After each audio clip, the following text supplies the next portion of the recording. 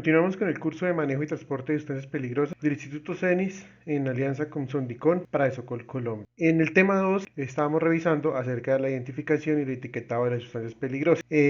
Vamos a abordar el subtema número 3 ya cuando estamos hablando de la clasificación de los peligros en el lugar de trabajo. Habíamos visto que teníamos dos sistemas de clasificación. Uno, la clasificación bajo el libro naranja de las Naciones Unidas, que me mostraba 9 clases de peligro. También habíamos visto que la segunda clasificación que establecía las Naciones Unidas de las sustancias peligrosas era para el lugar de trabajo y estaba consignado en el libro púrpura, también conocido como Sistema Globalmente. Este libro púrpura me clasifica los peligros químicos de las sustancias químicas, me las clasifica en 3 tipos de peligros. Primero, 17 clases para los peligros físicos, 10 clases para los peligros a la salud y 2 clases para los peligros al medio ambiente. Vamos a abordar los peligros. Los peligros físicos son los peligros que efectivamente me afectan la parte física, la infraestructura.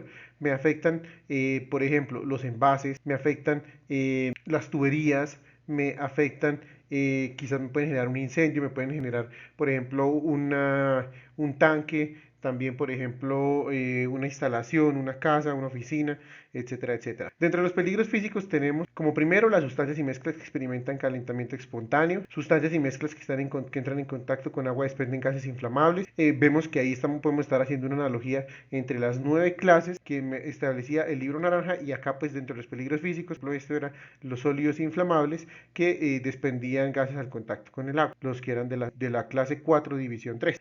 Tenemos también los líquidos comburentes, sólidos comburentes, peróxidos orgánicos, esos 3 que lo que hacen es que me favorecen combustiones, sustancias y mezclas corrosivas para metales, explosivos incivilizados, gases inflamables, aerosoles, gases comburentes, gases a presión, líquidos inflamables, sólidos inflamables, sustancias y mezclas que reaccionan espontáneamente, líquidos pirofóricos, sólidos pirofóricos. Como peligros a la salud ya tenemos los que directamente me afectan la integridad de las personas, por cualquier tipo de las vías de exposición que vamos a ver más adelante. Entonces puede ser por exposición oral, por instantánea o por inhalación. Así miramos cuáles son los posibles efectos que me pueden llegar a generar en la salud de las personas. Y la primera es toxicidad aguda. Toxicidad aguda, lo habíamos visto, es una toxicidad de una sustancia que tiene una alta toxicidad en una sola aplicación. Una sola aplicación con una toxicidad muy alta y me genera inmediatamente daño. También vemos la corrosión o irritación cutánea, destrucción de los tejidos por la contacto sustancia. Vemos lesiones oculares graves, irritación ocular, sensación respiratoria cutánea, parecido a las sustancias irritantes, mutagesinidad en células germinales, carcinogesinidad, toxicidad para la reacción, toxicidad específica de órganos diana, exposición única, aguda, toxicidad específica de órganos diana, repetida, exposición crónica. Y por último, peligro por aspiración. Las dos clases del medio ambiente, del sistema globalmente armonizado para el medio ambiente son peligros para el medio ambiente acuático y peligros para la capa de ozono. Y casi que lo vemos, es como con la presentación que viene. Por ejemplo, para la capa de ozono, los gases, los compuestos que son hidrofluorocarbonados, que antes se utilizaban para los aerosoles y que me afectaban para la capa de ozono. Y también hay otras sustancias, gases en la capa de ozono, pero también líquidos y sólidos que posiblemente al derramarse pues me van a generar una afectación al medio ambiente. Bueno, continuamos con la clasificación de los peligros y las mezclas. Ya veíamos que, de que teníamos los 29 peligros que me decía el sistema globalmente armonizado. Vemos que la clasificación hace referencia al uso de métodos de ensayo con criterios armonizados para identificar cuáles de los 29 peligros están presentes en la sustancia. Habíamos visto que el sistema globalmente armonizado, una de las ventajas del sistema globalmente armonizado era reducir la cantidad de ensayos. Entonces, antes yo les había comentado que se hacían los ensayos, por ejemplo, el fabricante y por ejemplo acá en Colombia se volvían a hacer ensayos para identificar cuáles eran los riesgos de las sustancias y se clasificaban dentro de una clasificación, valga la redundancia. Sin embargo, con el sistema globalmente armonizado, entonces ya tenemos los 29 peligros que pueden estar presentes en las sustancias y lo que hacemos es ya con esos ensayos que hizo el fabricante, clasificar las sustancias con los 29 peligros que están ahí. Vamos también a ver que cada uno de esos peligros tiene indicaciones de los peligros según unas categorías. Y siempre vamos a tener que la categoría 1 es la categoría más crítica de cada uno de estos peligros. Es decir, podemos tener toxicidad aguda, categoría 1, categoría 2, categoría 3, y vamos a ver que la categoría 1 es la más crítica. Carcinogenicidad, categoría 1, categoría 2, categoría 3, y la carcinogenicidad categoría número 1 siendo la más. Bueno, el SG, el sistema globalmente armonizado, contiene los criterios de clasificación de las sustancias y mezclas para la mayoría de los peligros, y el proceso recomendado para la clasificación de estas mezclas es de la siguiente forma. Muchas veces esos peligros o esos riesgos se van a basar en efectivamente los experimentos que se tienen y los peligros que logra determinar la sustancia. Sin embargo, hay algunos peligros que de pronto no se podrán determinar porque no se puede aplicar o no se pudo determinar el ensayo. Y entonces esos criterios se hará, por ejemplo, ahí como lo dice, se pondrán de estos datos, se aplicarán los principios de extrapolación para ver si permiten clasificar. ¿Qué es este principio? Es decir, vemos que es una mezcla que tiene 50% una sustancia, 50% otra sustancia. Entonces vamos a mirar cómo podemos extrapolar los riesgos, por ejemplo, los peligros, perdón, de las sustancias puras para poder determinar cuáles son los peligros y la clasificación final de la mezcla. También lo vamos a ver que se pueden utilizar el criterio de los expertos. Entonces, los expertos, de pronto grandes entidades a nivel mundial, pueden determinar cuáles sustancias pueden tener ciertas clases de peligros. Y también eso lo vamos a mirar. Y con eso también vamos a determinar qué tan cierto es el peligro, qué tan alto es el peligro que tiene la sustancia. Por ejemplo, una sustancia que ha sido de carcinogenicidad categoría 1 es que ha sido demostrado que ya es cancerígeno para las personas. Pero posiblemente son sustancias con sustancias sus componentes, principios activos, o por criterio de los expertos puede ser que se crea que esa sustancia sea carcinogénica. Ahora, ¿qué pasa? Resulta que las podemos clasificar como carcinogénica, pero las clasificamos en unas categorías más bajas donde el riesgo no es tan alto, es decir, no es tan demostrado, pero también tienen un peligro.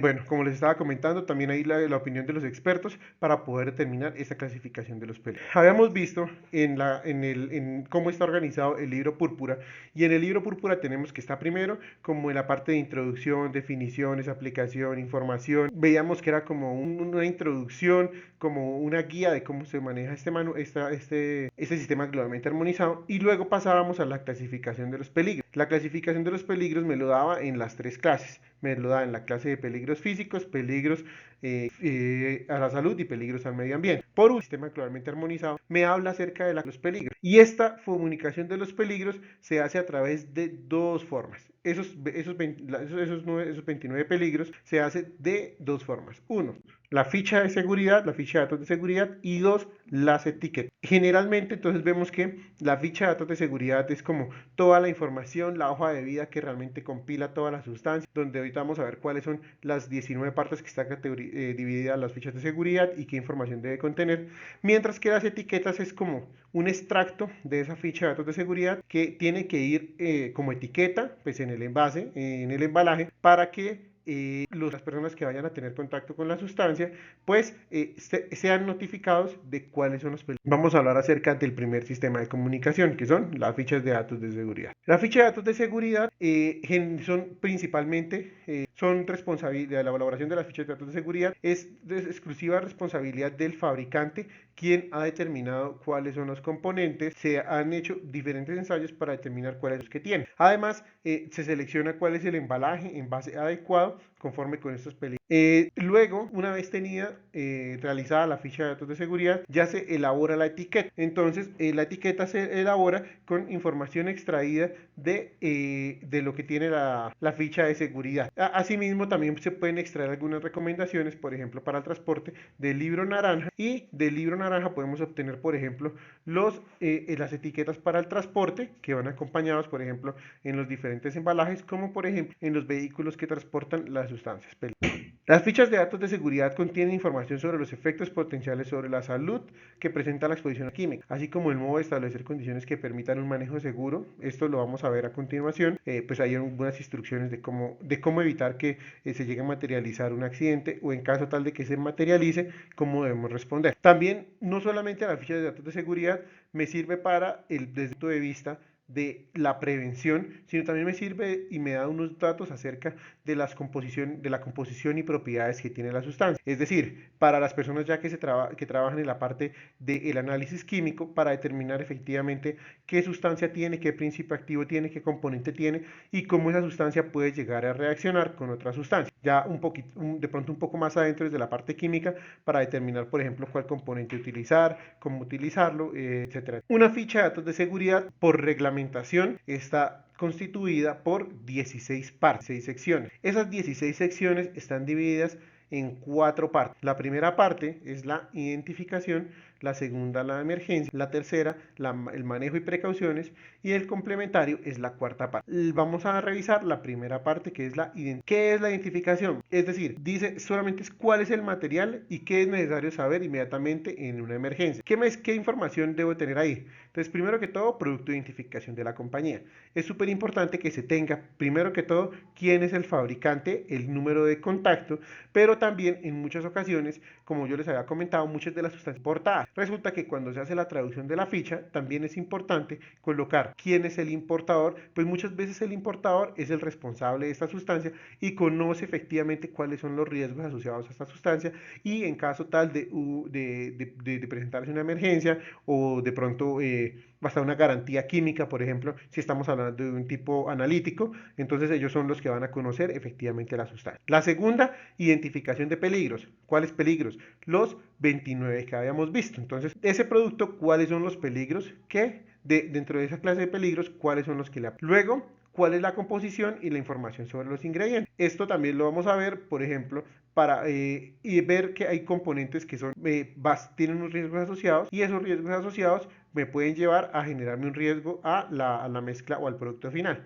Por ejemplo, sustancias que están, por ejemplo, hechas con plomo. Entonces puede tener diferentes trazas, pero al final si las vamos a ver, puede ser que ese plomo sea carcinogénico sobre ya el producto final. Así esté de pronto en unas bajas concentraciones. Segunda parte, emergencias. Cómo responder frente a una emergencia. Y la emergencia se me puede presentar de 3 primeros auxilios, en caso de incendio y en caso de derrame accidental. En caso de primeros auxilios me habla de las 3 vías. Me dice oral, inhalación y también me dice ingestión. Entonces, ¿qué debo hacer en caso tal para esa sustancia que se ha determinado que debo hacer en caso tal de presentarse un accidente? Pasamos a la parte 3, manejo y precaución. ¿Cómo prevenir? Ya no es cómo atender, sino cómo prevenir que llegue a generar una emergencia. ¿Y eso cómo lo vemos? Sección 7, manejo y almacenamiento. Ahí me dice bajo qué condiciones tengo que manejarlo y qué bajo almacenarlo. Es decir, puede ser bajo condiciones de temperatura, me puede decir bajo condiciones de presión, me puede decir de pronto condiciones de humedad, sombra, calor, etcétera, etcétera. Y también me puede decir cómo yo puedo prevenir, por ejemplo, envase, tipo de envase, también me puede decir, por ejemplo, cuánto es la máxima cantidad que se puede tener para evitar que efectivamente se materialice. Control de exposición y protección personal. Entonces, vamos a mirar cómo yo llego a controlar la exposición en las personas y qué protección personal se debe utilizar para que no se llegue a materializar una situación de emergencia. En protección personal vemos que ya la hoja de la ficha de datos de seguridad me puede decir cuál protección debo utilizar específicamente para cada propiedades físicas y químicas, lo vimos en la primera parte, por ejemplo, la densidad, la avidad, el pH, me dice el flash point y con eso yo determino cómo puedo prevenir una emergencia. Asimismo, condiciones de estabilidad y reactividad, qué tan estable es la sustancia y con qué materiales puede reaccionar. Última parte, complementario. Alguna información acerca de la sustancia que se deba conocer, como por ejemplo información toxicológica que ya no habla acerca de los primeros auxilios, sino me habla ya de pronto la información que debe conocer el personal de salud en caso tal de que llegue una persona, una víctima que haya estado con la sustancia. Entonces, por ejemplo, la dosis, la concentración, para saber cómo puede de pronto llegar a tratar esa persona en caso tal de que llegue a un servicio de emergencia, a un servicio médico. Información ecológica, pues ahí me habla un poco acerca del medio ambiente y cómo me lo puede afectar. Una información sobre las consideraciones de disposición, cómo debe ser dispuesta la sustancia ya cuando una vez se haya utilizado. La información sobre el transporte, es decir, cómo yo lo debo transportar.